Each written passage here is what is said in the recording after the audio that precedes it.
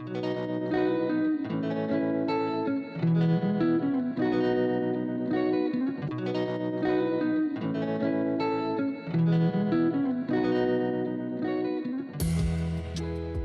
to the DePOT podcast. I'm Lauren Laframboise, and I'm the Associate Director of Deindustrialization and the Politics of Our Time, or DePOT for short, a partnership project funded by the Social Sciences and Humanities Research Council of Canada. DePOT is coordinated centrally out of Concordia's Centre for Oral History and Digital Storytelling in Montreal, on the unceded and occupied lands of the Kanien'kehá:ka Nation. Today I'll be speaking with Dr. Steven High about what this project is and how we can think about deindustrialization more generally. Welcome, Steven, and I'm wondering if you could briefly introduce yourself to start us off. Well, my name is Steven High. I'm a professor of oral history at the Center for Oral History and Digital Storytelling at Concordia University, and I'm principal investigator for the DePOT project. Great, thank you. I'm thinking that we can start with the basic question. So how would you define deindustrialization for someone who's never heard the word before? Yeah, it's a long word. It's like almost German. Yeah. Anyways, so deindustrialization, I think, is an economic, political, and cultural process of industrial ruination that leaves working class communities hollowed out. So it's about places that were basically, formed around industries, and then when you take those industries out, sort of what's left. And I think this is the process that we're interested in, and I think it's very important that we remind ourselves that this is not like a change in weather patterns. That these are intentional policies.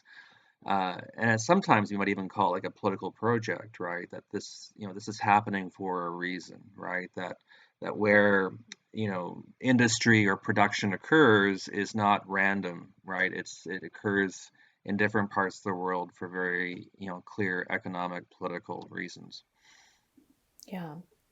And so can you tell us a little bit about how you first came to study deindustrialization? I think for many people who work on this topic, it's personal. Like, we come from working class backgrounds, and we experience this cataclysmic transformation ourselves. Like, my father was a railway switchman. I grew up in Thunder Bay, Ontario, which is a resource town in the Canadian Shield in northern Ontario, and it's a 6 or 7 hour drive to the next town. And so I grew up with that sort of pattern of the rhythm of sort of industrial work. My father was on shift work. He worked, throughout the night until I was like 16. And my earliest memories are of sort of the sounds and rhythm of industry. And of course, I also saw those industries leave, and my father bridged into retirement at age 51 because of downsizing and privatization. And so I think it's a personal thing for a lot of us. And the academy, like universities, are very middle class places, and class is something that's not spoken of very much, not studied very much anymore. And so the people who do work on class are really working against the grain, so to speak, of what is normally sort of focused on in university research today. Yeah, thank you. And in that kind of vein, how did the Deindustrialization and Politics of Our Time project come about? Like all good things, it came organically over time. And so over many years, uh, various people found each other, whether it's the Scottish Oral History Centre in Glasgow. There was exchanges back and forth, and over a 6 year period, we organized biannual summer institutes, or the Institute for Social Movements in the Ruhr Valley.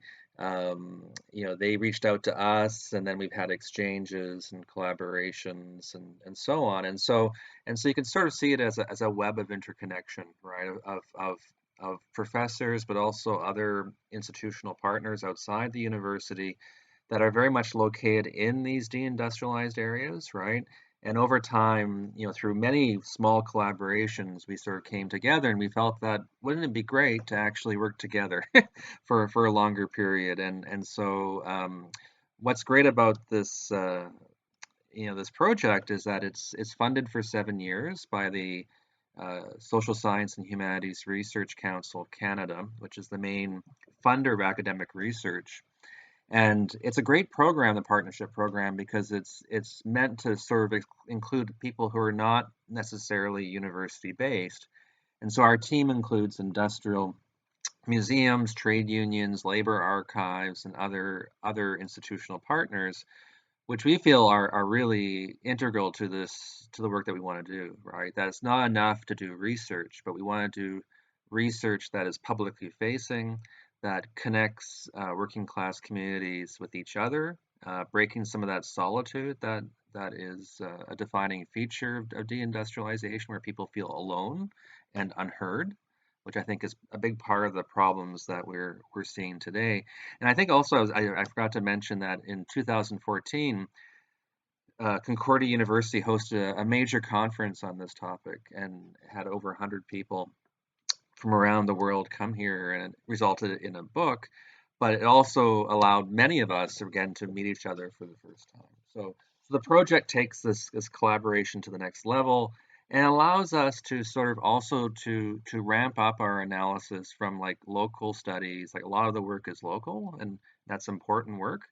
But we also want to find connection between what's happening, say, in the U.S. Rust Belt, the northern mining basin of France, or the northern tier of Italy, that the patterns or the political the politics, right, of what we're seeing is connected. We see this with Brexit, with Trump, with the rise of right-wing populism, that it's not just a national phenomenon, that this is a wider story. And so we want to get at that wider story.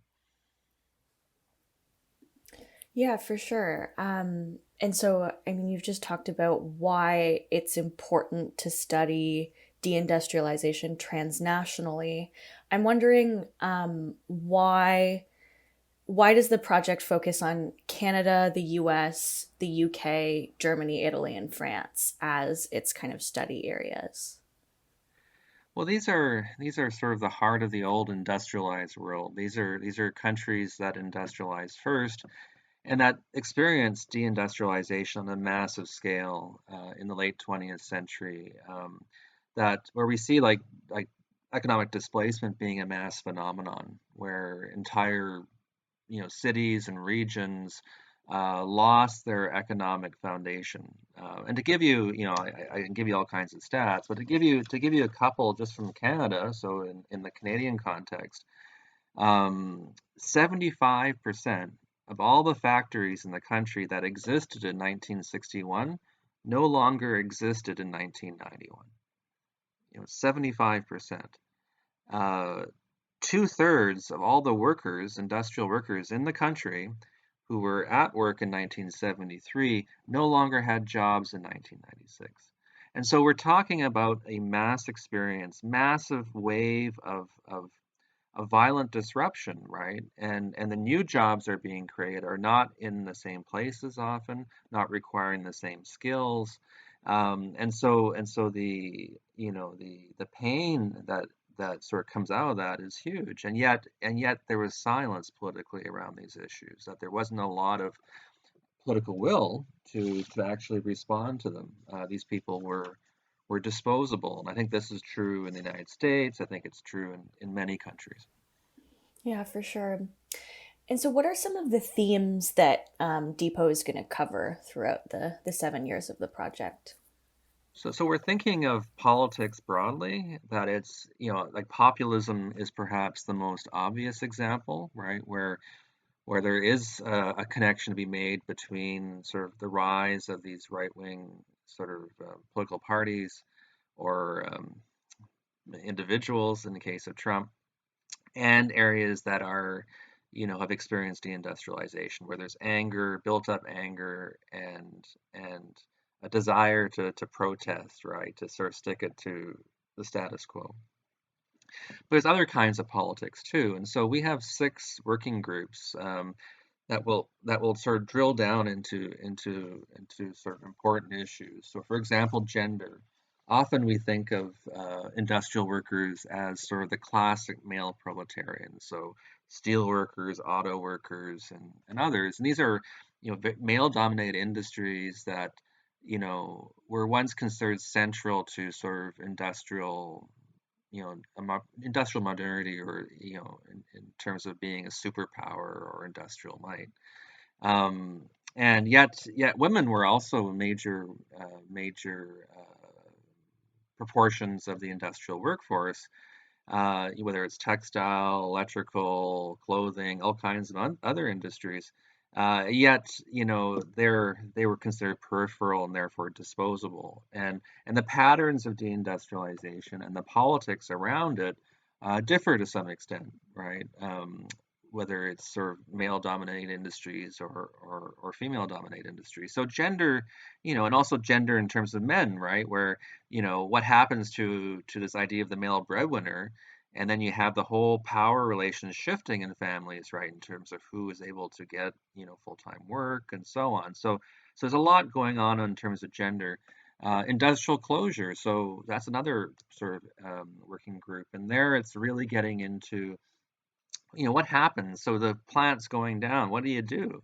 And so there are obviously a variety of efforts to save jobs, whether it's sort of employee ownership, public ownership, efforts to sort of reindustrialize, efforts to sort of soften the blow against workers, right? And so there's a whole politics around that, or nothing, right? Or just this sort of sullen acceptance of people's fate. Race is a big one, right? Race and empire, and in the North American context, settler colonialism, that industrialism wasn't neutral, right? That it was very much bound up in structures of power, and of course the unraveling of that structure, right? Of that era is also, highly political and highly uneven, right? If you are, indigenous, black, we need to sort of think about race. And often we think about race and class as these two different things, or as opposed things, that working class is white somehow. But in fact, working class is multiracial, right? It's profoundly multiracial. And so what does that do when we start thinking in those terms?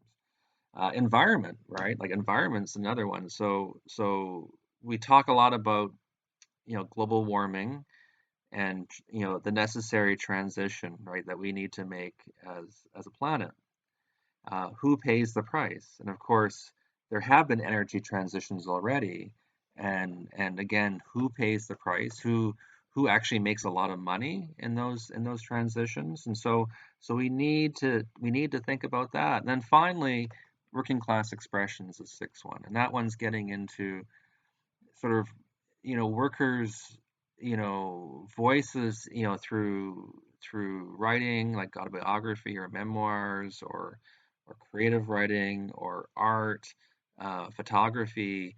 And so how do they see and understand these changes from their own perspectives? And this is a core thing for all of the working groups, because we're using oral history a lot. We are very much interested in sort of understanding this politics and this process from the inside out, not just from the outside in. Absolutely, yeah, and that leads in really well to the next question, which is that, of course, in addition to your work on deindustrialization, some people may also be familiar with your work in oral history theory and practice. And so, what makes oral history a particularly useful way to learn about deindustrialization? Well, there's no question that oral history has been central to the study of deindustrialization. Um, and I think one of the reasons that has been the case is that all these closures have resulted in the destruction of archival records, right? So there isn't much out there in terms of textual records. So what gets in the archive, is also a political process, and there's a tremendous amount of erasure that accompanies deindustrialization. So I think in many countries, oral history was one of the only ways really to get to get at, what is going on? Like, what does this mean to people? Yes, you lose a paycheck, but more profoundly, what does it mean when you have this multi-generational connection to work? You've been there for long service, right? And then you show up one day and that job's gone. What does that mean? And so I think oral historians, have been very central. And I think also because so many of the researchers are themselves, have a working class background, there's a commitment to sort of bearing witness, right? Because there's so much silence, because, people haven't recognized uh, deindustrialization as a form of violence, structural violence, that to actually, you know, create space to actually listen to people as they speak about what this actually means, to me is actually a radical act, right? That this is a political act that is overdue. And I think again, oral history is its strength is really um, again, it's not just from the bottom up, but it's from the inside out. So you are seeing you're seeing it from the inside, and it's not just seen in one way. Everyone has a different kind of story, different experience, and so I think oral history is very much aligned with what we're trying to do. Now the challenge, now most of the interviews we've done to date have been with people who we empathize with, that we connect with, that we identify with, people who've lost their jobs, and we sympathize. Um, what our project needs to do too is actually to listen across difference, right? And in order to understand why so many working class people, working class white people, have voted for extreme right wing parties, we need to actually talk to them, right? Not just to judge them, right? Not just to, and there's a lot of judgment out there.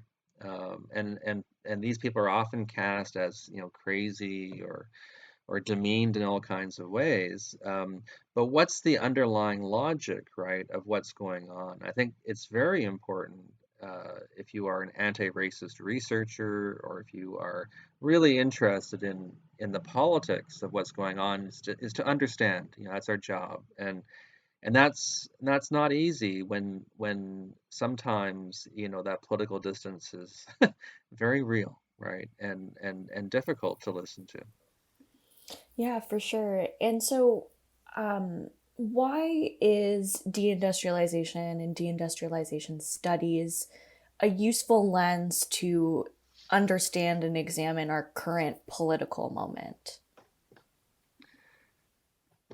Well, I think it's a defining, it's a defining experience for this moment in the sense that, after World War II, we had a period of tremendous growth.